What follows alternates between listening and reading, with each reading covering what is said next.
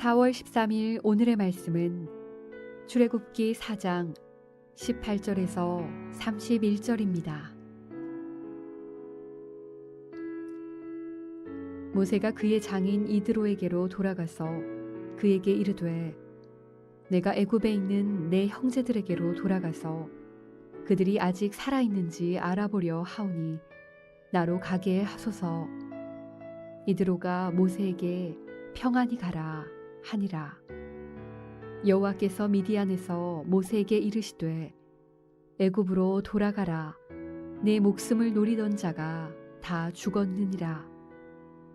모세가 그의 아내와 아들들을 나귀에 태우고 애굽으로 돌아가는데 모세가 하나님의 지팡이를 손에 잡았더라. 여호와께서 모세에게 이르시되 내가 애굽으로 돌아가거든 내가 네 손에 준 이적을 바로 앞에서 다 행하라. 그러나 내가 그의 마음을 완악하게 한즉 그가 백성을 보내주지 아니하리니 너는 바로에게 이르기를 여호와의 말씀에 이스라엘은 내 아들 내 장자라. 내가 네게 이르기를 내 아들을 보내주어 나를 섬기게 하라 하여도 내가 보내주기를 거절하니 내가 내 아들 내 장자를 죽이리라 하셨다 하라 하시니라. 모세가 길을 가다가 숙소에 있을 때에 여호와께서 그를 만나사 그를 죽이려 하신지라. 십보라가 돌칼을 가져다가 그의 아들의 포피를 베어 그의 발에 갖다 대며 이르되 당신은 참으로 내게 피 남편이로다 하니 여호와께서 그를 놓아주시니라. 그때 십보라가 피 남편이라 함은 할례 때문이었더라. 여호와께서 아론에게 이르시되 광야에 가서 모세를 맞으라 하시매 그가 가서 하나님의 산에서 모세를 만나 그에게 입맞추니 모세가 여호와께서 자기에게 분부하여 보내신 모든 말씀과 여호와께서 자기에게 명령하신 모든 이적을 아론에게 알리니라. 모세와 아론이 가서 이스라엘 자손의 모든 장로를 모으고 아론이 여호와께서 모세에게 이르신 모든 말씀을 전하고 그 백성 앞에서 이적을 행하니 백성이 믿으며 여호와께서 이스라엘 자손을 찾으시고 그들의 고난을 살피셨다 함을 듣고 머리 숙여 경배하였더라.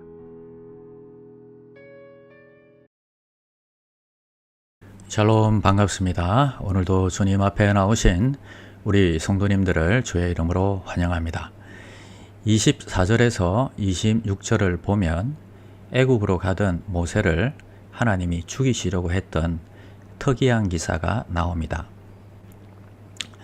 왜 사명을 향해 가는 모세를 하나님이 갑자기 죽이려고 했을까요?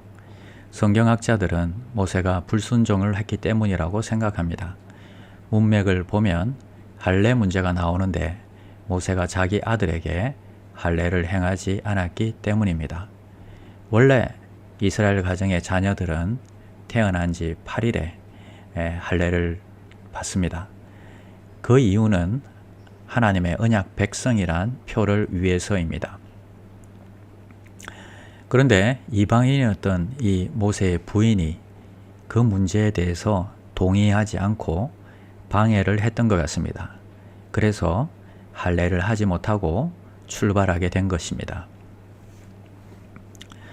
모세가 처가살이를 하면서 아마 십보라에게 많이 당하고 살았던 것 같습니다. 종교적인 차이 때문이겠죠. 애를 낳았는데 얼마나 괴로웠던지 게르솜이라고 이름을 지었습니다. 그 뜻은 내가 타국에서 객이 되었다라는 의미입니다.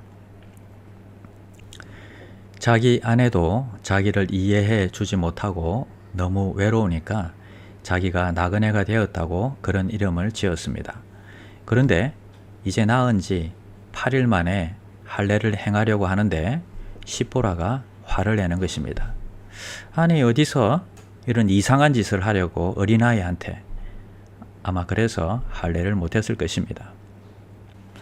이런 모습을 보면서 아내들이 영적으로 깨어 있어야 하는 것을 우리는 깨닫습니다.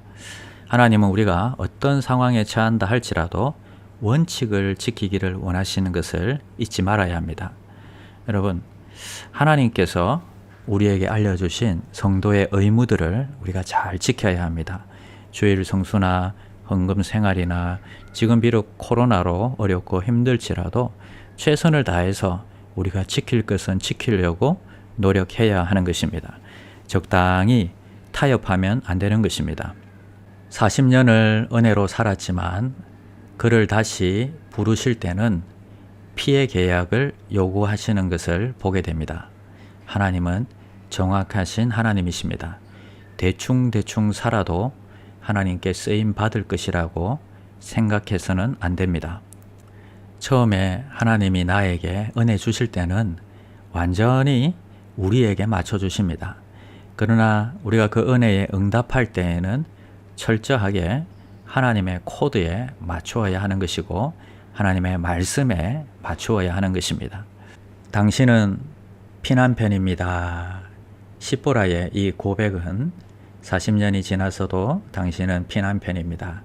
이방 땅에 살았어도 이 남편은 피난편인데 그동안 그것을 무시하고 또 하나님을 무시하고 말씀을 무시하고 살았습니다. 용서해 주십시오라고 십보라가 뉘우친 고백인 것입니다. 결국 이 사건은 모세가 이스라엘의 지도자로 나서기 전에 자신의 가정에서부터 하나님의 법이 실행되어야 함을 보여주고 있습니다. 이 사건 이후에 십보라는 아들들을 데리고 미디안 자기 집으로 돌아갔고 정말 많은 시간이 경과한 후에 비로소 남편과 재회할 수 있었습니다.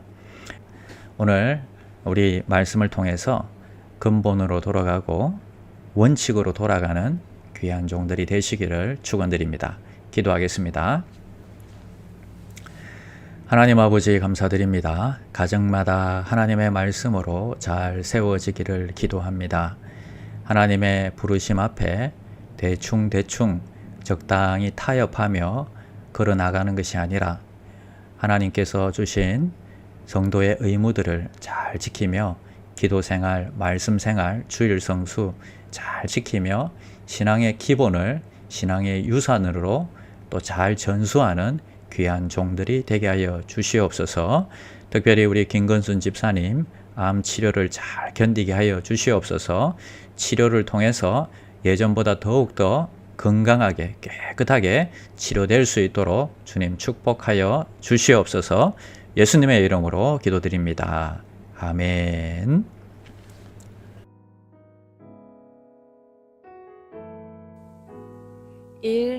오심 기도. 하루 5번 마음을 다해 드리는 기도. 나는 죽었습니다. 제가 주인이 아니고 예수님이 저의 주인이십니다. 예수님은 십자가에서 죽으시고 부활하셨습니다. 부활하신 예수님을 가슴으로 만나서 따라가며 간증합니다. 사랑하는 가족과 함께 영광스런 승리를 노래합니다. 나는 죽었습니다. 제가 주인이 아니고 예수님이 저의 주인이십니다. 예수님은 십자가에서 죽으시고 부활하셨습니다. 부활하신 예수님을 가슴으로 만나서 따라가며 간증합니다. 사랑하는 가족과 함께 영광스런 승리를 노래합니다. 나는 죽었습니다. 제가 주인이 아니고 예수님이 저의 주인이십니다. 예수님은 십자가에서 죽으시고 부활하셨습니다. 부활하신 예수님을 가슴으로 만나서 따라가며 간증합니다. 사랑하는 가족과 함께 영광스런 승리를 노래합니다. 나는 죽었습니다. 제가 주인이 아니고 예수님이 저의 주인이십니다. 예수님은 십자가에서 죽으시고 부활하셨습니다. 부활하신 예수님을 가슴으로 만나서 따라가며 간증합니다. 사랑하는 가족과 함께 영광스런 승리를 노래합니다. 나는 죽었습니다. 제가 주인이 아니고 예수님이 저의 주인이십니다. 예수님은 십자가에서 죽으시고 부활하셨습니다. 부활하신 예수님을 가슴으로 만나서 따라가며 간증합니다. 사랑하는 가족과 함께 영광스런 승리를 노래합니다.